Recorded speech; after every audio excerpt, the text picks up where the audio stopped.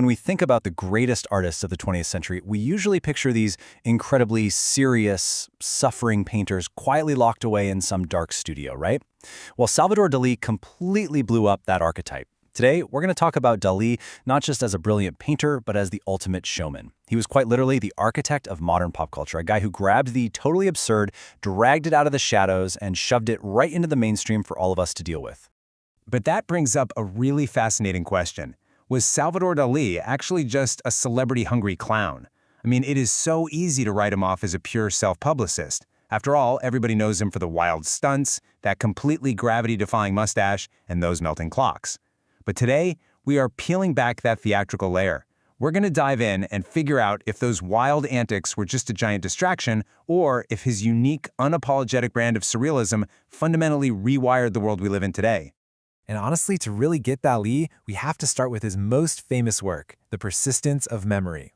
The craziest thing about this masterpiece, it is shockingly tiny. You probably picture it as this massive, sweeping museum canvas, but it's actually just 10 by 4 inches. It's housed at the Museum of Modern Art, and it is basically a tiny little piece of Dalí dynamite.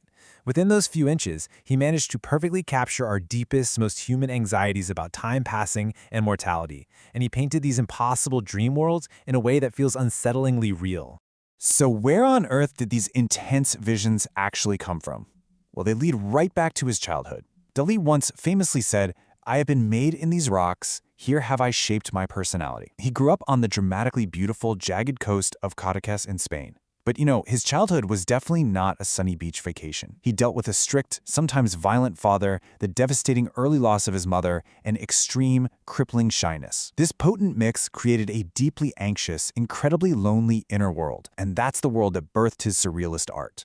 Now, looking at those early years, the guy possessed an undeniable, almost frightening level of genius. Seriously, at just 15 years old, he could paint a flawless, perfectly realistic swan. His technical, classical skills were absolute. But then, he discovered Sigmund Freud's theories on psychoanalysis, and it hit him like a ton of bricks. True art for Dalí wasn't about painting a pretty bird anymore. It was about unleashing his darkest, most repressed, deeply Freudian obsessions, and just spilling them raw onto the canvas. To actually capture those obsessions, though, he had to invent something completely radical. He called it the paranoia critical method. Based on Freud's work, it was basically his own personal hack for extracting bizarre visions from his deep psyche. How did it work? Well, remember those coastal rocks we talked about? Dalí would stare at them and literally train his brain to see multiple alternative realities in one single shape. It's exactly like when we were kids finding shapes in the clouds, except he'd look at a rock and see a giant squatting camel, a leaping rhino, or a massive floating face. A perfect example of how he translated those literal rock visions into high art is his provocatively titled 1929 painting, The Great Masturbator. There is a specific bone-like rock formation from his hometown that directly inspired the massive face you see lying nose down in that piece. But he didn't just paint a rock. He used it as an anchor for this fluid explosion of bizarre imagery that smashed together his childhood phobia of grasshoppers, his intense sexual insecurities, and even a distant memory of walking on the beach with a parent. It's literally a fraught, complex map of his own mind. Following that massive creative breakthrough in 1929, his personal life completely shifted gears. First, he met Gala, a Russian-born woman who would quickly become his lifelong muse, his ruthless manager, and just the absolute center of his universe. Second, they packed up and moved to a tiny, isolated fisherman's shack in Port Ligat. And third, they organically built out a 3D reality.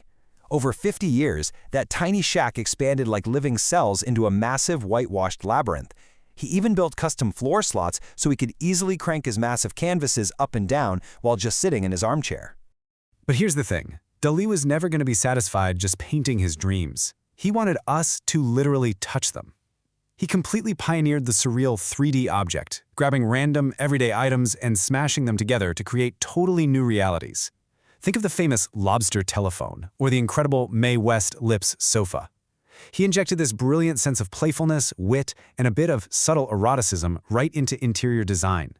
Wealthy patrons, like the British millionaire Edward James, just ate this up, filling their homes with furniture that felt like it was actively messing with them. With Europe officially paying attention, Dalí aimed even higher. By the 1930s, he exploded onto the American scene, taking New York completely by storm. He built this incredible surrealist pleasure dome called the Dream of Venus for the World's Fair. He landed right on the cover of Time magazine. He even started his own newspaper entirely dedicated to himself, which he hilariously named the Dalí News. This is a huge pivot point in art history because he was essentially inventing the modern concept of the artist as a brand, totally paving the way for future icons like Andy Warhol. Now, as you might guess, the traditional art snobs were not exactly thrilled with this new mainstream brand. André Breton, the super strict founder of the Surrealist movement, actually officially expelled Dalí from the group. Breton was furious that Dalí wouldn't speak out against the terrifying rise of fascism, and he was totally disgusted by Dalí's unashamed obsession with fame and money. Breton even made an anagram out of Salvador Dalí's name, A Vida Dollars, which means greedy for bucks. But honestly, Dalí didn't care. As far as he was concerned, he was Surrealism. And that greed paid off spectacularly, to the tune of $50,000 actually. While the fine art purists completely rejected him, his commercial appeal went through the roof.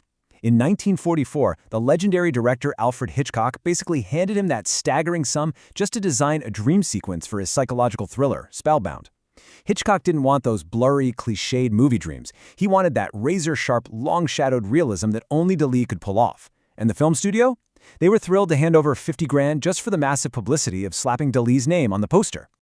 To really wrap your head around his influence, you just have to look at how he systematically infiltrated the biggest pop culture factories in the world. He brought this eye-slitting shock value to French cinema in 1929 with Un Chien Andalou. He dominated luxury interior design in the 30s, conquered Hollywood thrillers in 44, and then by 1946, he's literally clocking in every morning at Walt Disney Studios to make an animated film called Destino. He blended his bizarre melting forms with the world's most famous cartoon factory, proving surrealism belonged everywhere. And everywhere absolutely included the glittering, exclusive world of high fashion. Teaming up with the iconic designer Elsa Schiaparelli, Dalí created shoe hots that turned fashion rules totally upside down, and these incredible illusionary dresses that look like torn human skin. But he didn't stop at clothing. He totally blurred the line between jewelry and sculpture, making these jaw-dropping pieces like a diamond and ruby skull and a literal beating ruby heart. And keep in mind, he was doing this decades before modern provocateurs like Damien Hirst were making headlines with their own diamond skulls.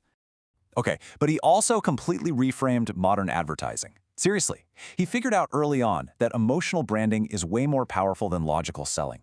He enthusiastically starred in these completely bonkers commercials for Alka-Seltzer, just cheerfully peddling his art for cash. And by doing that, he laid the groundwork for the surreal, emotion-driven ads we see all the time today, like that famous drumming Cadbury gorilla.